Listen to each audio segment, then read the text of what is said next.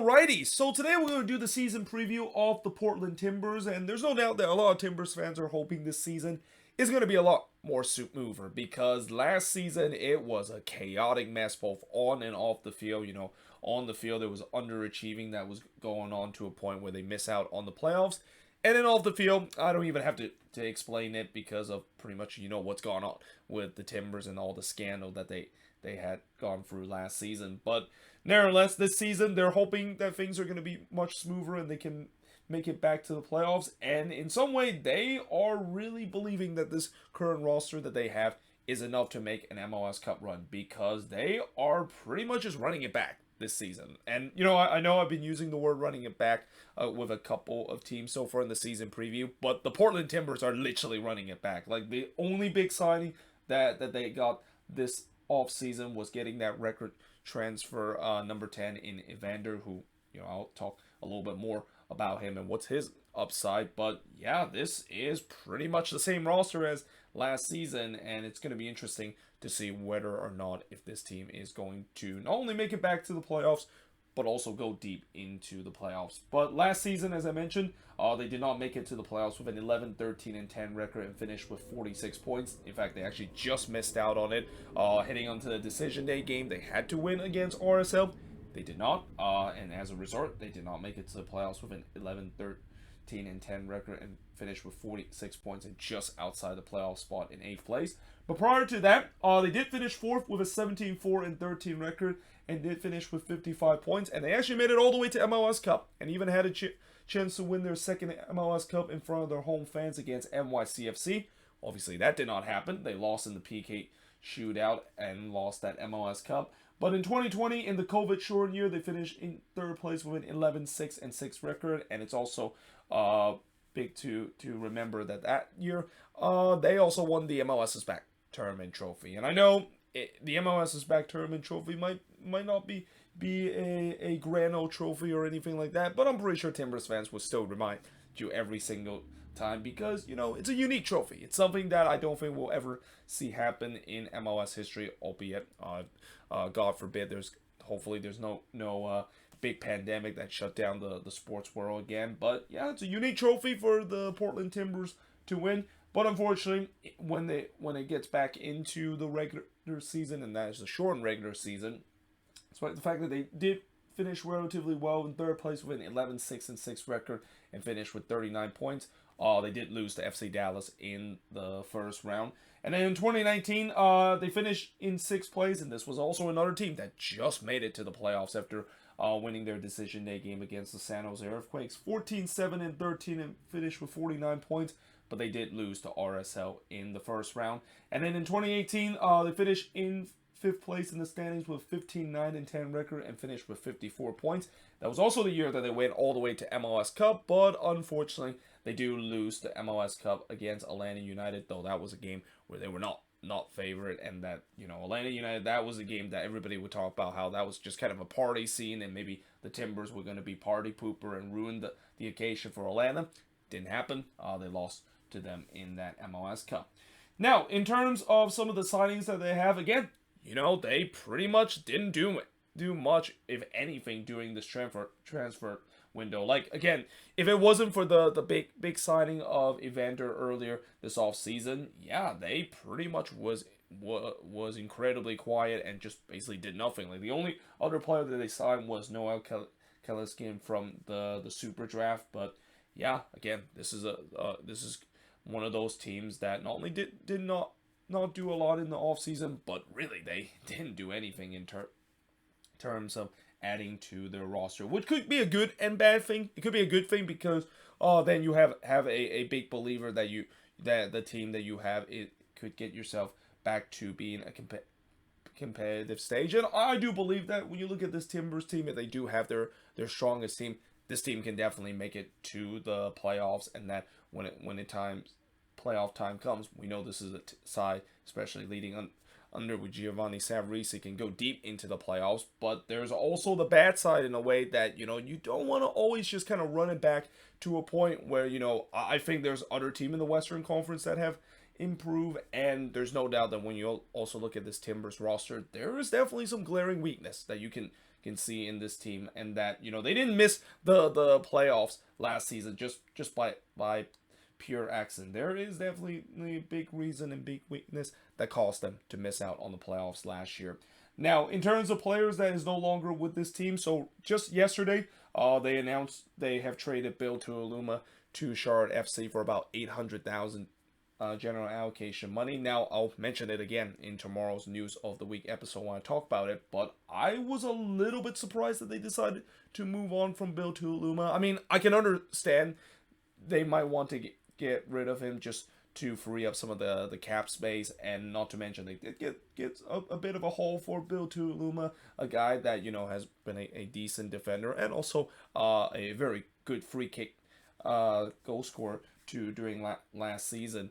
And that 900K, I think that is definitely a lot more than I thought maybe the Timbers would have got for Bill Tuiluma.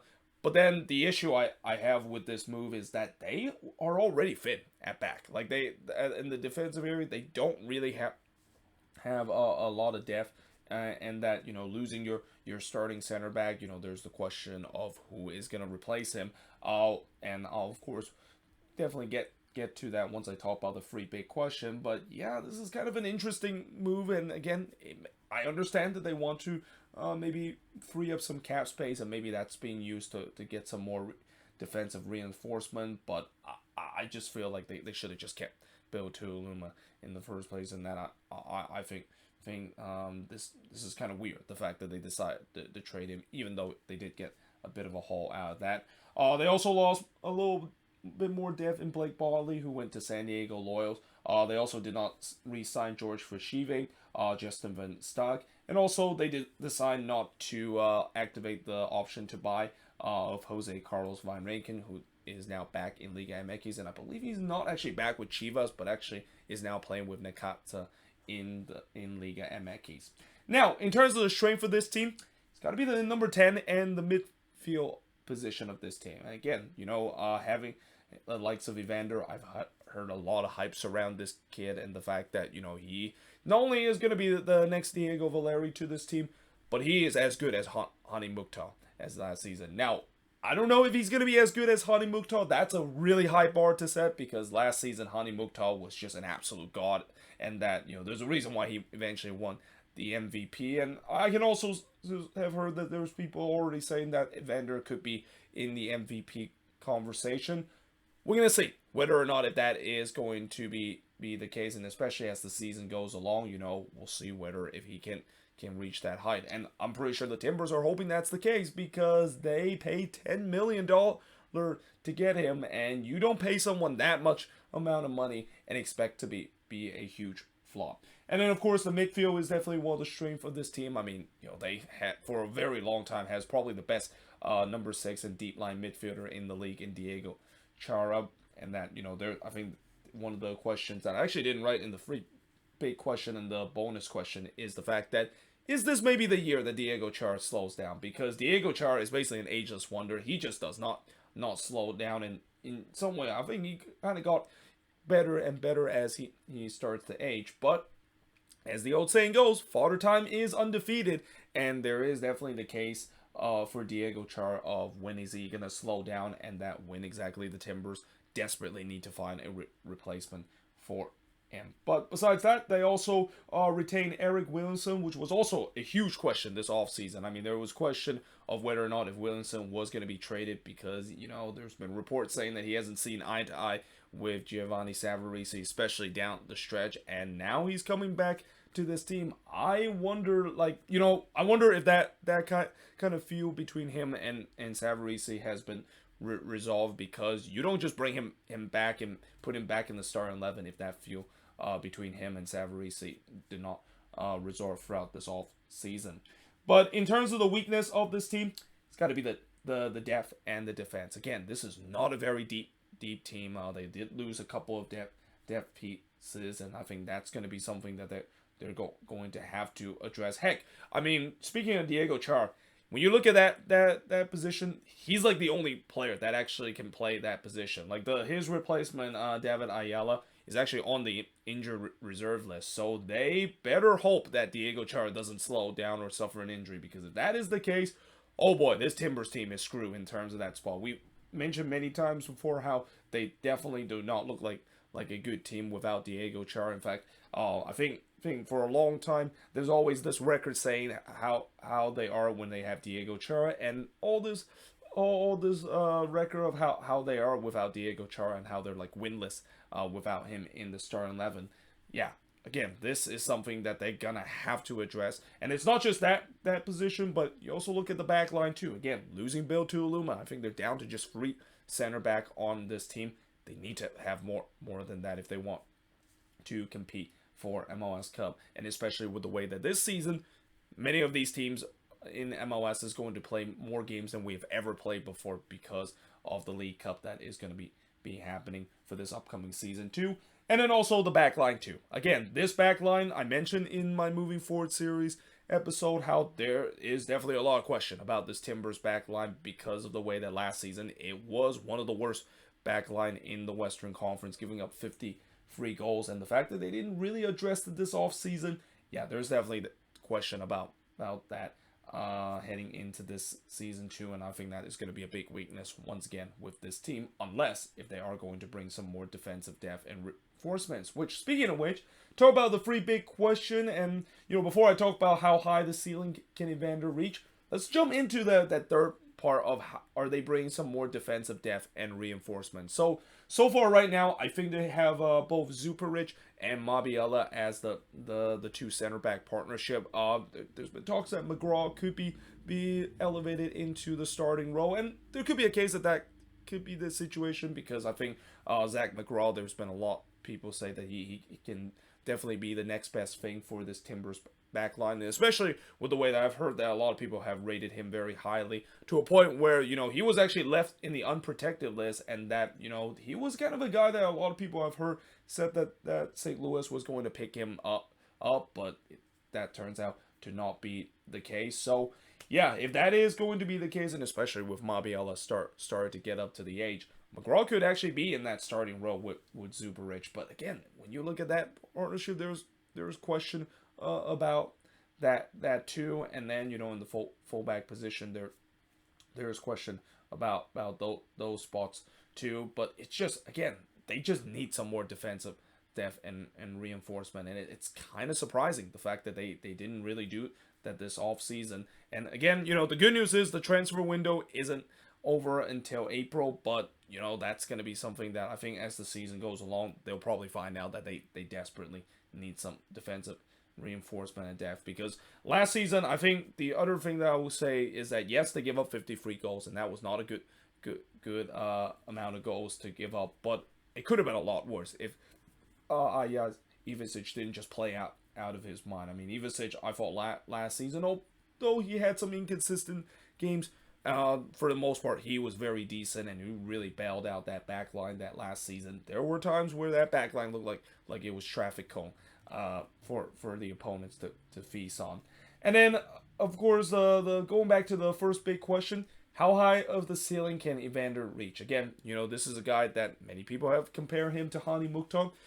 I don't expect him to be as good as Hani Mukhtar, because, what Hani Mukhtar did last season was just something that we rarely see in the league. But there could be a case that he could do so. He could easily be, I mean, I would say that in order for Evander to be worth the $10 million that the Timbers has had, I think he has to at least have 15 goals and 10 assists in his game. I mean, he's got to at least contribute 25 goals to this team, whether on the assist chart or on the goal scoring chart. And I know that number is high, but when you basically are paying $10 million for a DP player like that, and there's a lot of hype that is around that, you have to live up to the hype. And this is where I think could be maybe the dangers about a guy like Evander, where there's sometimes we've seen before where some players, maybe there's a lot of hype around the fact that he's going to be a good player, and then they flop spectacularly in the league. Now, I'm not saying that Evander could be that player, but until I do see him play regularly and to see how good he does in the regular season, that's when we're going to find out, did the Timbers make the right decision in terms of signing him for a record amount of money, because again, with these big money kind of move, there are definitely some risks that is surrounding in terms of that, but that risk can easily fade away if he can start to perform like an MVP kind of caliber level and becoming one of the best number 10 in the league. Then there's the question of the number 9 position, and this has been a question that has been plaguing this team really since last season too. I mean, when you look at this number 9 position, who's going to be the starting number 9? Is it going to be Nishgoda that's going to slot in? I mean, I'm assuming it's probably going to be Nishgoda, even though last season I thought Nishgoda definitely did not have as a lethal for season last year compared to his first season in the league. They also had that Nathan Fazak guy that he really burst into the scene, but kind of started to flame out as the season goes along. And then I haven't even brought up Felipe Mora too, who he just cannot stay healthy for the past couple of seasons. Does he find himself back in that number 9 conversation?